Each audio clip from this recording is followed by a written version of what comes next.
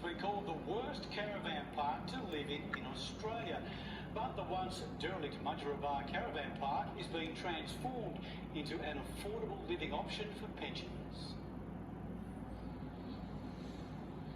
Known for crime scenes and chaos, Houses from Hell. A place where, you might not want to go and know. It's got a bit of a colourful reputation from 30 years of sort of lawlessness. Derek Nicholson is taking on an ambitious task, turning the troubles of this park around. This project has made normal development look pretty easy. Rebranding it Rainforest Rental Village. It'll feature 60 compact cabins for over 55-year-olds. John Sampson, one of the first to move in. Beautiful down here, where do you get rainforest? And sit with your little cabin, that's really what most people want in their life. It's been an enormous clean-up effort. Over 80 skip bins of rubbish gone. Years of overgrowth cleared, uncovering this pristine creek.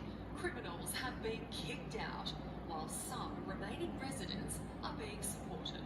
We did find that some people had been abandoned in the park and they did need help, and they needed more help than we were qualified to provide. Honestly, the whole community benefits when people do the right thing. The average rental is $270 a week.